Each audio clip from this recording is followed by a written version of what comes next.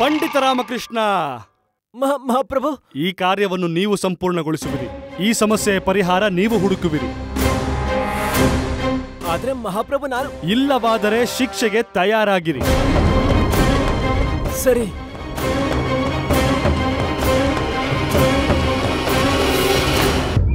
ಅಲ್ಲ, ನೀನು ಹೇಳ್ತಾ ಇದ್ದೆ ಈ ವಾಮಾಚಾರ್ಯರಿಂದ ನನ್ನ ಕೀರ್ತಿ ಹೆಚ್ಚಾಗುತ್ತೆ ಅಂತ.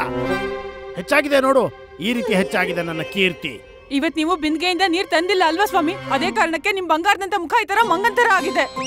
ನನಗೆ ಭಯ ಆಗ್ತಿದೆ. ಒಂದ್ ವೇಳೆ ನೀವು ವಾಮಾಚಾರ್ಯರು ಹೇಳಿದ ಮಾತನ್ನ ಕೇಳಿಲ್ಲ ಅಂದ್ರೆ ನೀವು ಪೂರ್ತಿಯಾಗಿ ಮಂಗ ಆಗಿ ಬದಲಾಗ್ಬಿಟ್ರೆ ಅಂತ. ಏನೋ ಮತ್ತೊಂದು ಉಪಾಯ ಹುಡುಕಿದ್ರ? ಹಾಗಾದ್ರೆ ನೀವು ಧ್ವಜ ಕಟ್ಟಿದ್ರ? ಹಾ, ಕಟ್ಟಿದೆ, ಆದ್ರೆ ಬಿದ್ದೋಯ್ತು.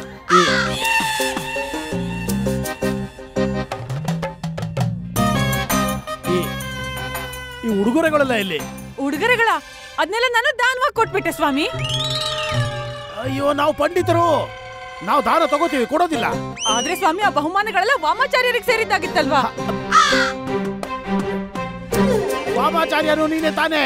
ಅಲ್ಲ ಸ್ವಾಮಿ, ನಾನ್ ಕೇವಲ ನಿಮ್ ಪತ್ನಿ ಮಾತ್ರ. ನನಗ್ ಚೆನ್ನಾಗ್ ನೆನ್ಪಿದೆ ನಿಮ್ಗೆ ಧನ ಸಂಪತ್ತಿನ ಮೇಲೆ ವ್ಯಾಮೋಹ ಇಲ್ಲ ಅಂತ. ಅದಕ್ಕೆ ನಾನು ಎಲ್ಲ ಬಹುಮಾನಗಳನ್ನು ದರಿದ್ರರಿಗೆ ಕೊಟ್ಬಿಟ್ಟೆ. ಮನೆಗೆ ಬಂದಂತ ಲಕ್ಷ್ಮಿಗೆ ಯಾರಾದ್ರೂ ಈ ರೀತಿ ಅವಮಾನ ಮಾಡ್ತಾರ? ಸ್ವಾಮಿ,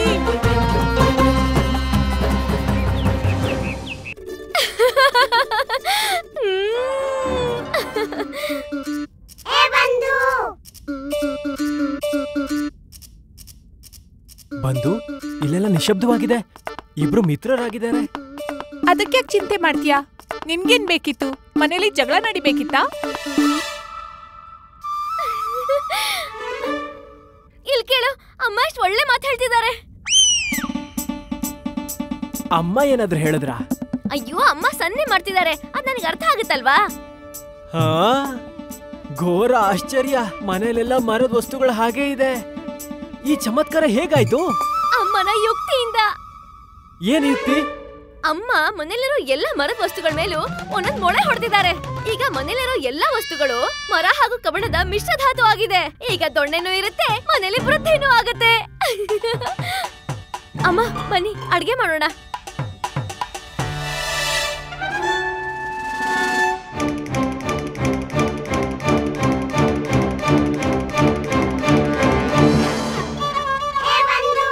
ರಾಮ, ನಿನ್ ತಲೆಯಲ್ಲಿ ಈಗ ಏನ್ ವಿಚಾರ ನಡೀತಾ ಇದೆ? ಇಲ್ಲಿ ವಾಮಾಚಾರ್ಯರ ನಿರ್ದೇಶನವನ್ನ ಬಿಟ್ಟು ಅಮ್ಮನ ಹತ್ರ ಇದೆ. ವಜ್ರನೇ ತುಂಡು ಮಾಡತ್ತೆ. ಅಂದ್ರೆ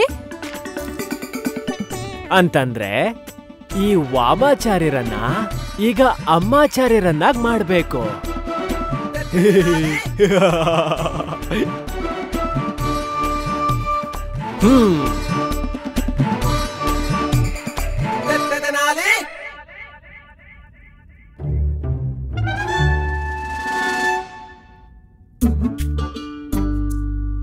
ಅಮ್ಮ, ಓ ಅಮ್ಮ, ಅಮ್ಮ ಎದ್ದೇಳು. ಪಿತಾಶ್ರೀ ಅವ್ರು ನನಗೇನೋ ಹೇಳಿದ್ರು. ಎದ್ದೇಳು ಮೇಲೆ. ನೀನ್ ಅಮ್ಮನ್ ಕೋಣಲ್ಲಿ ಏನ್ ಮಾಡ್ತಾ ಇದ್ಯಾ? ಅವ್ರ ನಿದ್ದೆ ಯಾಕೆ ಭಂಗ ಮಾಡ್ತಾ ಇದ್ಯಾ? ಇದು ಅತ್ಯಂತ ಮಹತ್ವಪೂರ್ಣ ಮಾತು. ಅಂತ ಮಹತ್ವದ ಮಾತು ಏನಿದೆ? ನಿಮಗ್ ಗೊತ್ತಾ, ನಾನು ಘೋರ ನಿದ್ರಲ್ಲಿದ್ದೆ. ಅವಾಗ ಪಿತಾಶ್ರೀ ಅವರು ನನ್ ಕನ್ಸಲ್ ಬಂದಿದ್ರು. ಯಾರ್ ಪಿತಾಶ್ರೀ? ಅಯ್ಯೋ, ನನ್ ತಂದೆ ಬೇರೆ ಯಾರ ತಂದೆ? ನಿಮ್ಮ ಪತಿದೇವ ಅಮ್ಮ. ಏನ್ ಹೇಳ್ತಾ ಇದ್ರು? ಅವ್ರು ಹೇಳ್ತಿದ್ರು ಜೀವನದಲ್ಲಿ ತುಂಬಾ ನಿರಾಶೆ ಮಾಡಿದ್ಯಾ ಅಂತ. ಅವ್ರ ಜೀವನನೇ ನರಕ ಮಾಡಿದ್ಯಂತೆ. ಅವ್ರು ತುಂಬಾ ದುಃಖಿತರಾಗಿದ್ದಾರೆ. ಏನು? ಯಾಕಂತೆ? ಅವ್ರು ಹೇಳ್ತಿದ್ರು ನಿನ್ ಜೀವನದಲ್ಲಿ ಏನು ಮಾಡೇ ಇಲ್ವಂತೆ, ಪೂರ್ತಿ ಜೀವನ ವ್ಯರ್ಥ ಮಾಡಿ ಹಾಕದ್ಯಂತೆ. ಆದ್ರೆ ಇವರು ಮೌನ ವ್ರತ ಮಾಡ್ತಿದ್ದಾರೆ, ಜಪ ಮಾಡ್ತಿದ್ದಾರೆ, ಹಾಗೆ ಪೂಜೆನೂ ಮಾಡ್ತಾರೆ. ಮತ್ತೇನೇನಂತೆ? ಅಮ್ಮ, ಕೆಲವು ಸಲ ಏನ್ ತೋರ್ಸ್ಕೊಡ್ತಾರೋ ಅದು ಸರಿಯಾಗೇ ಇರುತ್ತೆ. ಆದ್ರೆ ಕೆಲವೊಂದ್ಸಲ ಸರಿ ಅನ್ಸುತ್ತೆ, ಆದ್ರೆ ಸರಿ ಇರಲ್ಲ. ಅಯ್ಯೋ ಅಮ್ಮ, ನಿನಗ್ ಗೊತ್ತಿಲ್ಲ ನೀನ್ ಎಂತ ಪ್ರತಿಭಾವಂತೆ ಅಂತ. ಇವ್ರ ಪ್ರತಿಭೆ ಇದೆಯಾ? ಹಾ ಶಾರದಾ, ಹಾಗಂತ ಅಪ್ಪ ಹೇಳ್ತಿದ್ರು. ನಂಗೆ ಯಾಕೋ ಇದ್ರಲ್ಲಿ ಲಾಮುನ್ ಸದ್ಯಂತ ಇದ್ಲಿ ಅಂತ ಅಂತಿದೆ. ಷಡ್ಯಂತ್ರದ ತುಂಗದ ನನಗ್ ಬರ್ತಿದೆ. ಷಡ್ಯಂತ್ರದ ಸುಗಂಧ ಬರ್ತಿದ್ಯಾ? ಇಲ್ಲಿಗ್ ಬಾ. ಸುಗಂಧ ನಿನ್ ತಲೆಯಿಂದ ಬರ್ತಿದೆ, ನಿನ್ ಮೈಯಿಂದಾನು. ಎಷ್ಟ್ ದಿನ ಆಯ್ತು ಸ್ನಾನ ಮಾಡಿ? ಇಲ್ಲಿ ನೋಡಮ್ಮ, ನಿನಗೆ ವಿಶ್ವಾಸ ಇಲ್ಲ ಅಂತ ಹೇಳಿದ್ರೆ ನೀನೇ ಹೋಗಿ ಅಪ್ಪನ ಹತ್ರ ಕೇಳ್ಕೊ. ಅಮ್ಮ ಈಗಲೇ ಸ್ವರ್ಗಕ್ಕೆ ಹೋಗಲ್ವಂತೆ. ಅಯ್ಯೋ, ಇನ್ನು ಎಷ್ಟು ಕಾರ್ಯ ಎಲ್ಲ ಬಾಕಿ ಇದೆ. ಅಮ್ಮನಿಗೆ ಇನ್ನೂ ಅವ್ರ ಮೊಮ್ಮಕ್ಕಳ ಮುಖ ನೋಡೋದು ಬಾಕಿ ಇದೆ. ನಾನ್ ಬದುಕಿದಾಗ್ಲೇ ಸಾಯಿಸ್ಬೇಕು ಅಂತ ಇದೆಯಾ? ನಾನು ಇದನ್ನ ಹೇಳ್ತಿದ್ದೀನಿ. ನಾನು ಏನ್ ಹೇಳ್ತಿದ್ದೀನಿ ಅಂದ್ರೆ, ನೀನು ಸ್ವಯಂ ಅಪ್ಪನ ಭಾವಚಿತ್ರದ ಎದುರುಗಡೆ ಹೋಗಿ ಎದುರು ಬದ್ರ ಕುತ್ಕೊಂಡು ಕೇಳು ಅಂದೆ. ನೋಡಿ,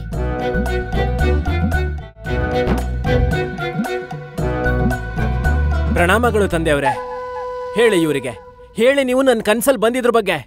ನನ್ನ ಹತ್ರ ಸಾಕ್ಷಿ ಕೇಳ್ತಿದ್ದಾರೆ. ಸರಿ, ನೀವು ನನಗೆ ಹೇಳಿದ ಮಾತನ್ನ ಇವ್ರಿಗೆ ಹೇಳಿ. ಹೇಳಿ.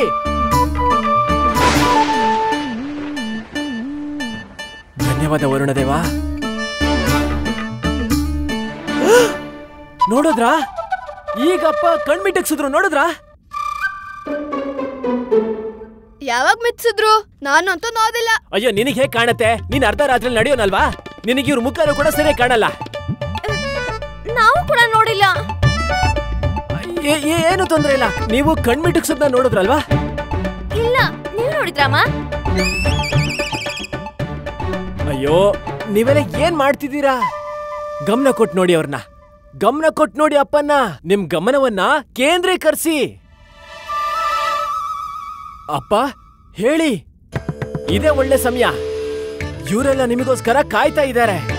ನೀವೇನಾದ್ರೂ ಸ್ವಲ್ಪ ಹೇಳಿ ಮತ್ತೆ ಇವರಿಗೆ ಸಾಕ್ಷಿ ಕೊಡಿ. ಈಗ ನನ್ ಮೇಲೆ ನಂಬಿಕೆ ನಿಮ್ ಕೈಯಲ್ಲಿದೆ ತಂದೆಯವ್ರೆ. ಹೇಳಿ.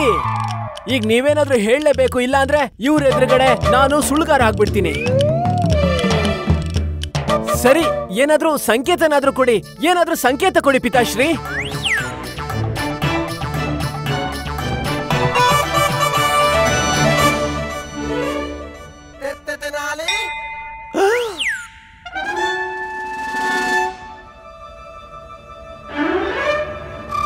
ನೋಡಿದ್ರ, ತಂದೆಯವರು ಹೂವನ್ನ ಕೊಟ್ರು. ಸ್ವಯಂ ನಮಗೆ ಸಂಕೇತ ನೀಡಿದ್ದಾರೆ. ಧನ್ಯವಾದ ತಂದೆ, ಧನ್ಯವಾದ. ಹೂವನ್ನ ಬೀಳ್ಸಿ ಆಧಾನೆ ತಂದೆಯವರು ಏನ್ ಹೇಳ್ತಾ ಇದ್ದಾರೆ? ಹಾ, ಪಿತಾಶ್ರೀ ಅವರು ಹೂವನ್ನ ಕೆಳಗ್ ಬೀಳಿಸಿ ಏನೋ ಸಂಕೇತನ ಕೊಡ್ತಾ ಇದ್ದಾರೆ. ಏನ್ ಹೇಳ್ತಿರ್ಬೋದು ನಮ್ಗೆ? ಏನ್ ಹೇಳ್ತಿರ್ಬೋದು? ಅಯ್ಯೋ, ಇದೇನಿದು? 4 ಗಂಟೆಗಳಲ್ಲಿ ವಾಸ್ತುಶಾಸ್ತ್ರ ತಿಳಿಯಿರಿ. ಆದ್ರೆ ಈ ಪುಸ್ತಕ ಇಲ್ಲಿಗೆ ಹೇಗ್ ಬಂತು? ಶಾರದಾ, ನೀನೇನಾದ್ರೂ ತಗೊಬಂದಿಟ್ಟಿದ್ಯಾ ಇಲ್ಲಿ? ಇಲ್ವಲ್ಲ. ಗುಂಡಪ್ಪ, ಇಲ್ಲ ಇಲ್ಲ ಇಲ್ಲ ಇಲ್ಲ, ನೀನಂತ ಇಡಕ್ ಸಾಧ್ಯನೇ ಇಲ್ಲ. ಯಾಕೆಂದ್ರೆ ನಿನ್ ಪುಸ್ತಕದಿಂದ ಯಾವಾಗ್ಲೂ ದೂರನೇ ಇರ್ತೀಯಲ್ವಾ? ಅಮ್ಮ, ಏನ್ ನೀನ್ ಪುಸ್ತಕ ಇಟ್ಯಾ? ಇಲ್ವಾ? ಮತ್ತೆ ಈ ಪುಸ್ತಕ ಅಂತಂದ್ರೆ ಈ ಪುಸ್ತಕನ ಸ್ವಯಂ ಪಿತಾಶ್ರೀ ಅವರು ಇಲ್ಲಿಟ್ರ? ಅಮ್ಮ, ಅಪ್ಪ ಹೇಳ್ತಿದ್ದಾರೆ ನೀನು ವಾಸ್ತುಶಾಸ್ತ್ರದ ಅಧ್ಯಯನ ಮಾಡ್ಬೇಕಂತೆ. ಹಾ, ನೀನಲ್ದೆ ಮತ್ ಯಾರು? ನನಗೆ ಯಾವಾಗ್ಲೂ ಅನಿಸ್ತಾನೆ ಇತ್ತು ನನ್ನಲ್ಲಿ ಯಾವುದೋ ಒಂದು ಮಹಾಜ್ಞಾನ ತುಂಬಿಕೊಂಡಿದೆ ಅಂತ. ಅಯ್ಯೋ ಅಮ್ಮ, ನೀನು ನಿನ್ ಮೌಲ್ಯನೇ ಕಡಿಮೆ ಮಾಡ್ಕೋತಿದ್ಯಾ. ಕೇವಲ ಜ್ಞಾನ ಅಲ್ಲ, ಜ್ಞಾನದ ಭಂಡಾರವೇ ನೀನು. ಈಗ ನೋಡಿ, ನೀವು ನಿಮ್ಮ ಮರದ ಲಾಟಿಗೆ ಲೋಹದ ಮೊಳೆ ಹೊಡೆದು ಇದನ್ನ ಬಳಸೋ ಹಾಗೆ ಮಾಡ್ಕೊಂಡ್ರಿ. ಇದರಿಂದ ಗೊತ್ತಾಗತ್ತೆ ನಿನಗೆ ವಾಸ್ತುಶಾಸ್ತ್ರಜ್ಞ ಆಗೋ ಎಲ್ಲಾ ಗುಣಗಳಿದೆ ಅಂತ. ಅದಕ್ಕೋಸ್ಕರನೇ ಪಿತಾಶ್ರೀ ಅವರು ಹೂವನ್ನ ಕೆಳಗ್ ಬೆಳೆಸಿ ನನಗೆ ಸಂಕೇತ ಕೊಟ್ಟಿದ್ದಾರೆ. ಕೇವಲ 4 ಗಂಟೆಲಿ ವಾಸ್ತು ಕಲಿತೀಯ ಅಮ್ಮ? ಅಂದ್ರೆ ಕೇವಲ 1 ದಿನದಲ್ಲಿ.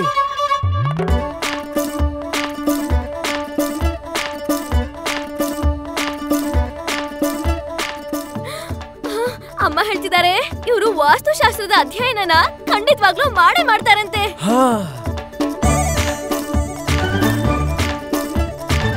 ಗುಂಡಪ್ಪ, ನಿನ್ ಬಾಗ್ಲ ಹತ್ರ ಹೋಗು. ಯಾರನ್ನು ಒಳಗ್ ಬರೋದಕ್ ಬಿಡ್ಲೇ ಬೇಡ. ಈಗ ನಾನೇನ್ ಮಾಡ್ಲಿ? ಹಾ, ನಿಮಗೆ ಬೀಸಣಿಗೆಯಿಂದ ಗಾಳಿ ಬೀಸ್ಬೇಕಾ?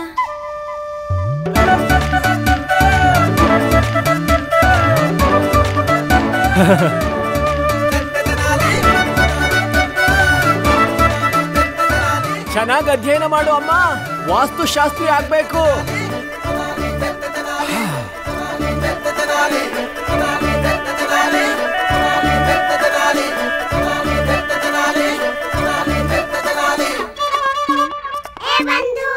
ರಾಮ, ಬಹಳ ಚತುರ ನೀನು.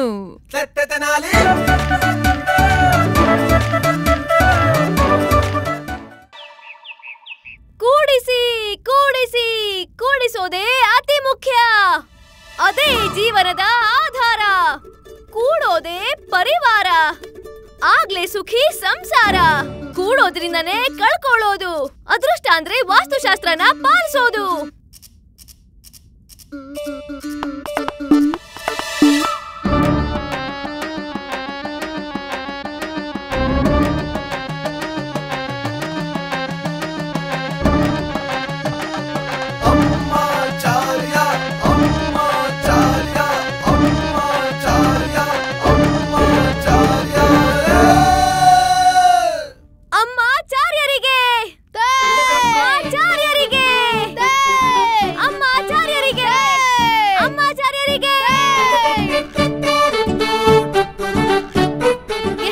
ಕಾಯ್ತಾ ಇದೀವಿ ನಡಿ. ಈ ಮಡಕೆಗಳನ್ನ ತಗೊಂಡು ಮನೇಲಿರೋ ಎಲ್ಲಾ ದಿಕ್ಕಲ್ಲೂ ಇಟ್ಟು ಬಾ. ಯಾಕೆ? ಈ ಮಡಕೆಯಲ್ಲಿ ಗಂಗಾಜಲ ತುಂಬಿದೆ. ಅದರಿಂದ ವಾತಾವರಣ ಶುದ್ಧವಾಗ್ಬಿಡುತ್ತೆ. ಮನೆಯಲ್ಲಿ ಸಂತೋಷ ತುಂಬಿ ತುಳುಕುತ್ತೆ. ವಾತಾವರಣ ಪ್ರಸನ್ನವಾಗ್ಬಿಡುತ್ತೆ. ಆ ಮಡಕೆ ನೋಡೋದಕ್ಕೆ ತುಂಬಾ ಭಾರ ಇದೆ ಅನ್ಸುತ್ತೆ. ನನಗೆ ಎತ್ತಕ್ಕಾಗಲ್ಲ. ಮೂರ್ಖ! ಶಬ್ದ ಮಾತ್ರ ನಂದು, ಭಾವನೆ ಅವ್ರದೇ ಅಲ್ವಾ? ಎತ್ಕೋ. ಅಯ್ಯೋ, ನನಗಾಗಲ್ಲ. ಆ ಮಡಕೆ ತುಂಬಾ ಭಾರ ಇದೆ. ಅಯ್ಯೋ, ರೆಪ್ಪೆ ಎತ್ತಿ ನೋಡು. ಅಮ್ಮಾಚಾರ್ಯರ ಒಳಗೆ ಅಮ್ಮನೇ ಇದ್ದಾರೆ. ಅವ್ರ ಕೈಯಲ್ಲಿ ದೊಣ್ಣೆನೂ ಇದೆ. ಅಮ್ಮ ಹೇಳಿದ? ಇಲ್ಲ, ಇದು ನನ್ನ ಸಲಹೆ. ಇಲ್ಲ ಅಂದ್ರೆ ಅಮ್ಮ ದೊಣ್ಣೆ ಚೆನ್ನಾಗಿ ಕೆಲಸ ಕೊಡ್ತಾರೆ.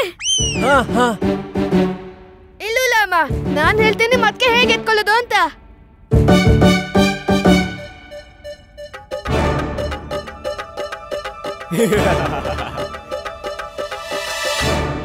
ಯಾಕೆ? ಏನ್ ಮಹಾಪುಲುಸ? ನಾನ್ ಎತ್ಕೊಂಡು ತೋರಿಸ್ಬಿಡ್ತೀನಿ. ಹೋಗ್ಲೇ ಬಿದ್ದಿಲ್ಲ ಅಮ್ಮ, ತುಂಬಾ ಬಾಲ ಇದೆ. ನೀನೇ ಎತ್ಕೊಳ್ಳೋಕ್ ಪ್ರಯತ್ನ ಮಾಡು. ಇಲ್ಲ, ನನಗಾಗಲ್ಲ. ಆಗತ್ತೆ.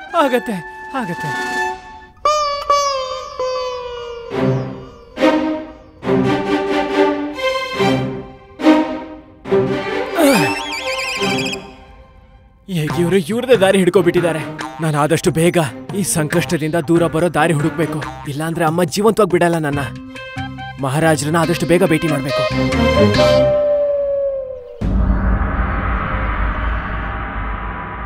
ಗುರುವರ್ಯರೇ, ನಿಮ್ಮ ಮುಖವನ್ನು ಏಕೆ ಮುಚ್ಚಿಕೊಂಡಿದ್ದೀರಿ? ನೀವು ನಾಚಿಕೊಳ್ಳುವ ಅವಶ್ಯಕತೆ ಇಲ್ಲ. ನಮಗೆ ಗೊತ್ತಿದೆ ನಿಮ್ಮ ಮುಖ ವಿಚಿತ್ರ ರೂಪದಲ್ಲಿ ಕೆಂಪಾಗಿದೆ ಎಂದು. ನನಗೆ ನಾಚಿಕೆ ಅಲ್ಲ ಮಹಾರಾಜರೇ, ಅದು ಆ ಸೂರ್ಯನ ಪ್ರಕಾಶದಿಂದ ನಮ್ಮ ಮುಖವನ್ನು ನಾವು ಮುಚ್ಕೊಂಡಿದ್ದೀವಿ ಅಷ್ಟೇ. ಅದೇನಂದ್ರೆ ತೀವ್ರ ಪ್ರಕಾಶದಿಂದ ಕಷ್ಟ ಆಗುತ್ತೆ ನನಗೆ, ಅದಕ್ಕೆ. ಮಹಾರಾಜರಿಗೆ ಜಯವಾಗಲಿ.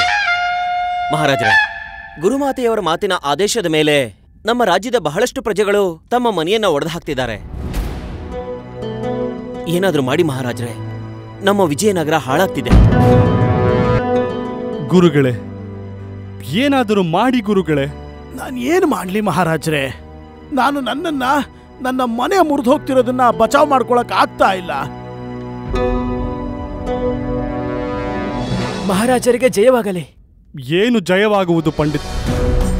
ಗುರುಮಾತೆ ವಾಮಾಚಾರ್ಯರು ಇಡೀ ನಗರದಲ್ಲಿ ಗಲಭೆ ಎಬ್ಬಿಸಿದ್ದಾರೆ. ಈ ಸಮಸ್ಯೆಗೆ ಪರಿಹಾರ ಸಿಗುವುದೇ ನಮಗೆ. ಪರಿಹಾರ ಸಿಕ್ಕಾಯ್ತು ಮಹಾಪ್ರಭು. ಆದ್ರೆ ನಾನು ಏನ್ ಹೇಳ್ತೀನೋ ನೀವು ಅದನ್ನೇ ಮಾಡ್ಬೇಕಾಗತ್ತೆ. ಮತ್ತೆ ಆಚಾರ್ಯರೇ, ನೀವು ಕೂಡ. ನನಗೆ ಒಪ್ಪಿಗೆ ಇದೆ.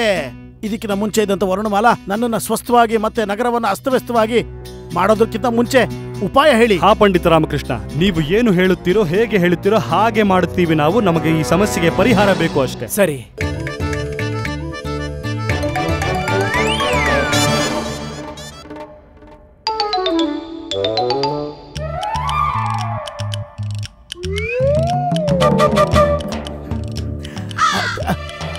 ಈ ಉಪಾಯ ಬಹಳ ಚೆನ್ನಾಗಿದೆ.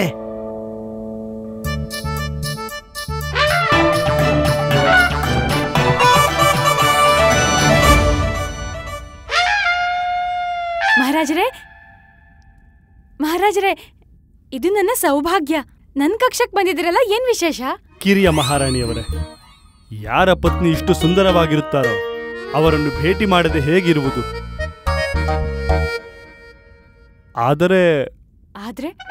ಆದರೆ ಏನು ಮಹಾರಾಜರೇ? ಆದರೆ ಕಿರಿಯ ಮಹಾರಾಣಿ, ನಾವು ನಿಮ್ಮ ಕೋಣೆಗೆ ಬಂದಾಗಲೆಲ್ಲ ಯಾವುದೋ ಒಂದು ಅದೃಶ್ಯ ಶಕ್ತಿ ಇದೆ ಎಂದು ಭಾವವಾಗುತ್ತದೆ. ಮಹಾರಾಣಿ ಚಿನ್ನಾದೇವಿ ಅವರ ಕೋಣೆಯ ಕಡೆ ನಮ್ಮನ್ನು ಆಕರ್ಷಿತ ಮಾಡುತ್ತದೆ. ಏನೋ ಇದೆ, ಖಂಡಿತ ಏನೋ ಇದೆ ಕಿರಿಯ ಮಹಾರಾಣಿ. ನಾವು ಹಂಸದ ಹಾಗೆ ಆ ಕಡೆಯೇ ಆಕರ್ಷಿತವಾಗುತ್ತೇವೆ. ಈಗಲೂ ಈ ಕ್ಷಣವೂ ನಮಗೆ ಭಾಸವಾಗುತ್ತಿದೆ ನಾವು ಚಿನ್ನಾದೇವಿಯವರ ಕೋಣೆಯ ಕಡೆ ಹೋಗಬೇಕು ಎಂದು. ನಿಮ್ಗೆ ನಮ್ಮ ಈ ರೂಪದ ಬಗ್ಗೆ ಇರೋ ಆಕರ್ಷಣೆ ಯಾವತ್ತೂ ಇರಲಿ. ಹಾ ಬರುತ್ತಿದ್ದೇವೆ ಚಿನ್ನಾದೇವಿ, ಮತ್ತೆ ನಾವು ವಶವಾಗುತ್ತಿದ್ದೇವೆ. ಬರುತ್ತಿದ್ದೇವೆ ಚಿನ್ನಾದೇವಿ, ಬರುತ್ತಿದ್ದೇವೆ.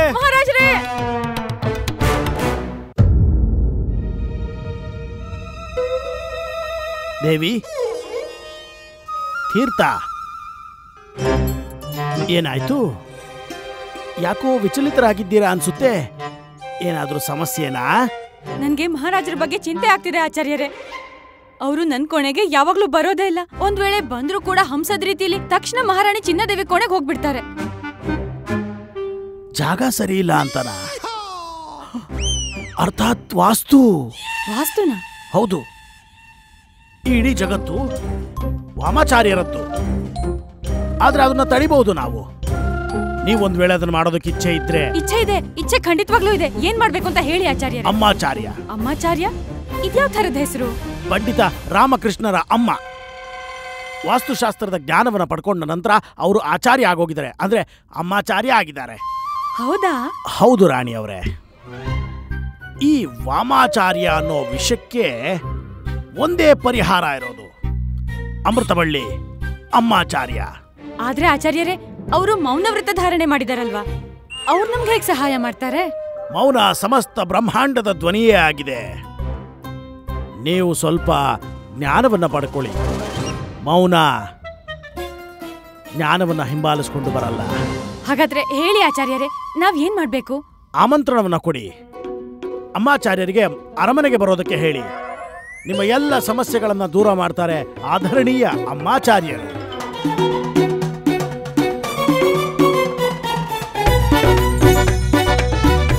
ಶ್ರೀ ಪರಮೇಶ್ವರ ನಿಮಗೆ ಒಳ್ಳೇದು ಮಾಡಲಿ.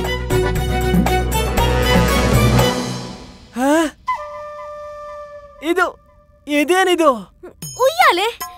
ಹೌದಾ? ನಾನಿದನ್ನು ಎತ್ತಿನ ಗಾಡಿ ಅನ್ಕೊಂಡಿದ್ದೆ. ಅಯ್ಯೋ, ನನಗದ್ ಕಾಣಿಸ್ತಿದೆ ಉಯ್ಯಾಲೆ ಅಂತ. ಆದ್ರೆ ಇದು ನಮ್ಮ ಮಲ್ಗೋ ಕೋಣೆಲಿ ಏನಕ್ಕೆ? ಎತ್ಕೋ. ಏನನ್ನ? ಉಯ್ಯಾಲೆನಾ? ಅಯ್ಯೋ ಅಲ್ಲ, ಎಷ್ಟು ಬೇಕೋ ಅಷ್ಟು ಪ್ರಶ್ನೆಗಳನ್ನ ಎತ್ಕೋ. ಅಮ್ಮಾಚಾರ್ಯರ ಆದೇಶ ಇದೆ, ನಾವು ಹಾಸಿಗೆ ಮೇಲೆಲ್ಲ ಉಯ್ಯಾಲೆ ಮೇಲೆ ಮಲಗ್ಬೇಕಂತೆ. ಆದ್ರೆ ಇದ್ರಲ್ಲಿ ಕೇವಲ ಒಬ್ರು ಮಾತ್ರ ಮಲಗೋಕ್ಕಾಗೋದು. ಇಲ್ಲಿ ಕೇಳು, ನೀನೆಲ್ ಮಲಗ್ತೀಯ? ಏನೋ ಅದೆಲ್ಲ ನನಗೆ ಗೊತ್ತಿಲ್ಲ, ಆದ್ರೆ ಅಮ್ಮಾಚಾರ್ಯರ ಆದೇಶ ಇದೇನೆ. ಅಮ್ಮ, ನಾವು ಉಯ್ಯಾಲೆಲ್ಲ ಯಾಕೆ ಮಲಗ್ಬೇಕು? ಉಯ್ಯಾಲೆ ಯಾರಿಗಿಷ್ಟ ಆಗುತ್ತೆ? ಬಾಲಕರಿಗೆ. ಅದಕ್ಕೆ ಅಮ್ಮ ಹೇಳ್ತಿದ್ದಾರೆ ನಾವು ಉಯ್ಯಾಲೆ ಮೇಲೆ ಮಲಗ್ಬೇಕಂತೆ. ಆದ್ರೆ ಅಮ್ಮ, ನಾವಿಬ್ರು ಮಕ್ಕಳಲ್ಲ ಅಂದ್ರೂ ನಾವ್ಯಾಕೆ ಉಯ್ಯಾಲೆಯಲ್ಲಿ ಮಲಗ್ಬೇಕು? ಅಮ್ಮನ ಆಸೆ ಏನು ಅಂದ್ರೆ ಆದಷ್ಟು ಬೇಗ ಈ ಉಯ್ಯಾಲೆ ಮೇಲೆ ನಮ್ಮ ಮಗ ಮಲಗ್ಬೇಕು ಅನ್ನೋದು. ನಿನಗೇನು ಅರ್ಥ ಆಗಲ್ಲ. ಇಲ್ಲ, ಅರ್ಥ ಆಗತ್ತೆ. ಸರಿಯಾಗಿದೆ. ಆದ್ರೆ ಅಮ್ಮ, ಒಂದ್ ವೇಳೆ ನಿದ್ರೆಯಲ್ಲಿ ಗೊತ್ತಾಗದೆ ಕೆಳಗೆಲ್ಲರೂ ಬಿದ್ದು ಹೋದ್ರೆ ಸೊಂಟ ಮುರಿದು ಹೋಗುತ್ತೆ. ಇವತ್ತಲ್ಬಲ್ದ ಸೇವಕ ಬಂದಿದ್ದ. ಅವ್ನು ಹೇಳ್ತಿದ್ದ ಅಮ್ಮ ಅತಲ್ಯಾನ ಮಹಾಲಾನಿ ತಿಳುಂಬಲಂಬ ಕಲ್ತಿದ್ದಲೆ ಅಂತ. ನೇಲ್ವಾಗಿ ಕಕ್ಷಕ್ಕೆ. ನನಗನ್ನಿಸ್ತಿದೆ ನನ್ನ ಉಪಾಯ ಎಲ್ಲ ಸರಿಯಾದ ದಿಕ್ಕಲ್ಲೇ ಹೋಗ್ತಿದೆ. ನೋಡು ಗುಂಡಪ್ಪ, ನೀನು ಸೇವಕರ ಹತ್ರ ಹೇಳಿ ವ್ಯವಸ್ಥೆ ಮಾಡಿಸು. ನಾನು ಸ್ವಯಂ ಅಮ್ಮಾಚಾರ್ಯರನ್ನ ಕರ್ಕೊಂಡು ಮಹಾರಾಣಿ ತಿರುಮಲಂಬ ಸೇವೆಯಲ್ಲಿ ನಾನೀಗ ಉಪಸ್ಥಿತನಿರ್ತೀನಿ.